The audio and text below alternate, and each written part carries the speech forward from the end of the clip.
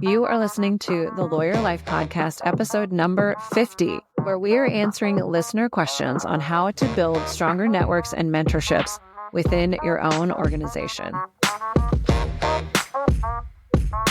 Hello, my friends, and welcome to the Lawyer Life Podcast.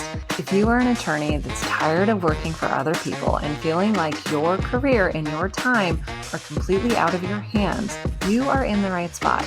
I am Autumn Noble. I'm a practicing attorney as well as a life and career coach for lawyers. I have coached hundreds of women all over the world to transform their practice into something that resonates deeply with who they are and who they want to be. I help my clients reclaim their power and establish their own space in the legal industry. We all know that women are leaving the legal industry at a rate that is much higher than our male counterparts, and I am here to reverse that trend. Whether you are looking to accelerate your success, make some minor adjustments in your practice, or leave law in whole or in part, I am here to help you do just that and learn from all of my experiences doing the same and supporting hundreds of women on their own unique journeys. I am so glad that you're here. Welcome to today's episode of the Lawyer Life Podcast, where we are diving into topics that will empower you to elevate your career and your personal development. Today, we're talking about the importance of networking within your existing organization and how to build meaningful mentorship relationships that can propel your growth and success. I'm your host, Autumn Noble, and today we're doing some listener Q&As where we are tackling all of your recent questions on mentoring and networking. So let's dive into it. Question number 1, how can someone begin networking within their organization? This is a great place to start for today's topic. Networking within your organization, it's not just about connecting with senior leaders and your bosses or your mentors. It's really about building relationships across your colleagues at all different levels from all different backgrounds. Obviously, a simple place to start is by attending all of your company events and casual meetups, whether virtually or in person. That goes without saying. So if you're not already doing that, that is a great place to start and develop some of those skills that will allow you to take it to the next level. The next level may mean participating in cross-organizational or cross-department projects where you're going to start working with and encountering people outside of your day-to-day bubble. Once we've gotten access to these new groups of individuals and we're ready to begin the networking process, the simplest way to go about it is to be genuinely, ridiculously interested in other people's lives, their roles, and their challenges, and asking questions along those lines. I always tell my coaching clients, people love to talk about themselves. It's not hard to get people talking if you just continually ask them questions about themselves and listen to the answers and engage with them from there. That is all that is required in networking. When you start to demonstrate a deeper or genuine curiosity in the people around you, they naturally start to form a close relationship with you, a deeper connection with you, and a different sentiment about you as a person. That is the foundation of building a different kind of a network. That deeper connection and that deeper level of trust is what will allow the networking or mentorship relationship to grow from there. Don't be afraid to network with people outside of your immediate team. Be present, be approachable, be willing to offer help when you can, and invest in building all of the relationships that present themselves to you. And you do this simply by being present, being curious, and letting the questions flow from there. If perhaps you're from a smaller organization that doesn't often hold regular get-togethers or events, a simple place to start is by printing off the employee roster for everybody in the organization and work your way through it. It may seem daunting at first, but truly you never know where those people on that list are going to be a year, 2 years, 5 years from now. Everybody on that list provides a wealth of potential connections, future networking support, and future opportunities. Question number 2, how do you build a mentoring relationship within your organization?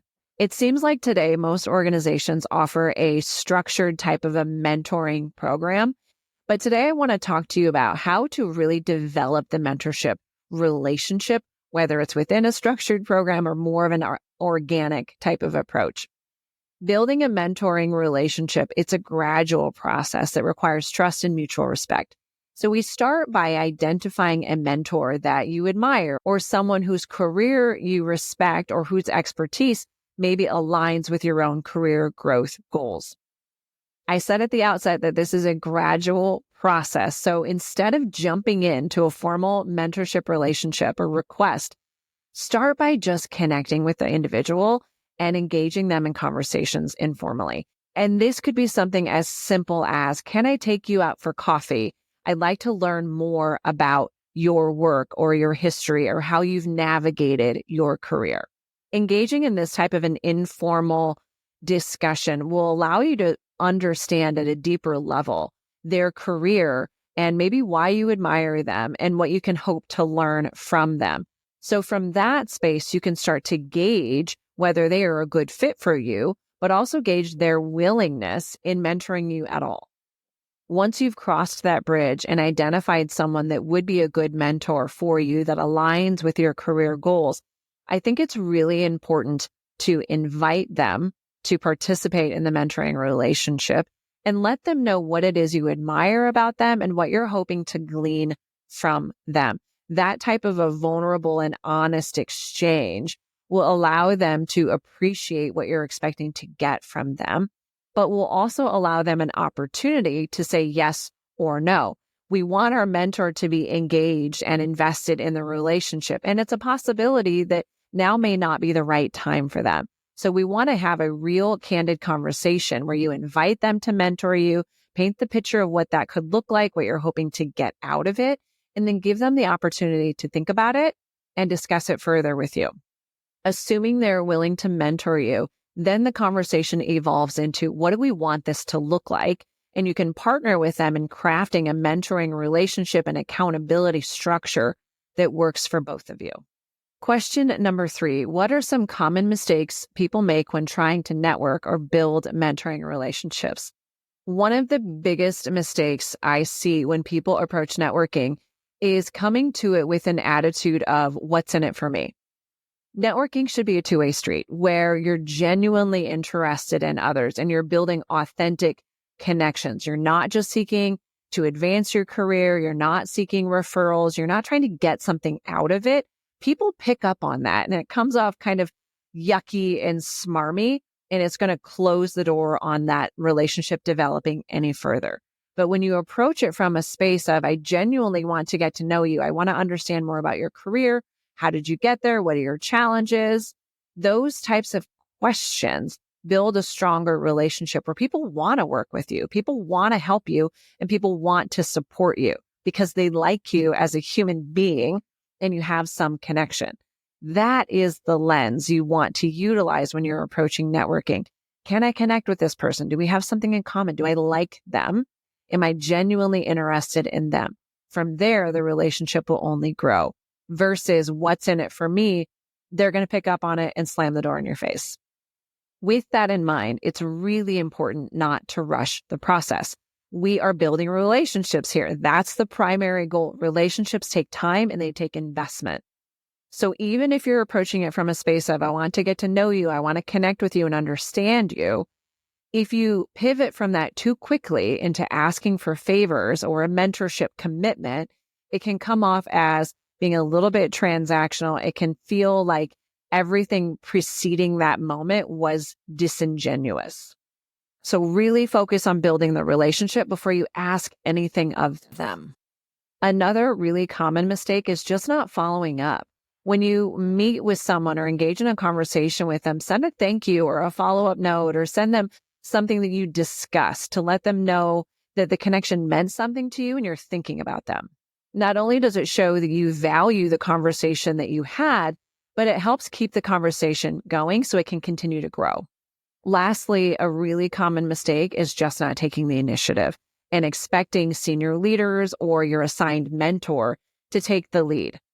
Networking with any kind of an organization is going to require you to step outside of your comfort zone and your immediate circle and be more proactive in seeking connections. It's really about taking your power back. And if you want networking and if you want mentorship to happen, take action to make it happen for yourself. instead of waiting for other people to bring it to you. Question number 4, how can you maintain a mentoring relationship once it's established? This is a good kind of follow-up from our earlier discussion. Once you've established that mentoring relationship, you've built the relationship, you've invited them to serve as a mentor, you've told them what you're wanting to get out of it, it's about ongoing communication. Regular check-ins are really essential. And as I said earlier, once they've agreed to work in a mentoring capacity with you, it should be an open dialogue about what you want the follow-ups to look like and how you want to be held accountable, so you develop a structure that works for both of you. Regular check-ins are essential, but given that every relationship is going to be different, you want to be flexible. It could be monthly meetings or even just a quick catch-up over email. Regardless of this structure, don't be afraid to ask for advice or share your successes and the progress that you've made on prior goals. That allows the mentor to feel like they're invested and see the support and success that they're helping you create. It allows you both to stay really invested in your growth and development. Also, be really open to feedback from your mentorship and always express gratitude for them taking the time to meet with you. Your mentor is investing their time and their energy into helping you, and they don't have to do that. And more often than not, they're not getting anything out of it. So make sure they know how much you appreciate what they are doing for you and the attention that they're offering to you. And if over time your needs change or you feel like you've outgrown the relationship, be honest about it. Thank them for the success that they've helped you create and let them know that you're sort of moving on to a new chapter in your evolution, but expressing again gratitude for them supporting you to that point. It's okay to grow out of mentoring relationships. And by recognizing that, you're really honoring their time, their space, their energy, and letting them take some of that back to better both of you. Question number 5, what's one key takeaway for someone wanting to improve their networking and mentoring relationships? This one is pretty straightforward. Be authentic and be patient. Relationships, whether they're professional or personal, they require time to build and develop and grow. So show up as yourself, invest in the other person, and let the relationship unfold naturally without trying to force it. When we allow relationships to evolve organically, it will allow you to find the right connections and the right mentoring opportunities that align with your own growth. Whether you're networking with peers or seeking a mentor, it's really important just to be present and to feel genuinely engaged in the exchange and in the conversation. When you no longer feel like you're genuinely interested in this person or engaging with them, it's a sign that maybe they're not the right mentor for you, and that's okay. And maybe the relationship has really run its course, and that's okay.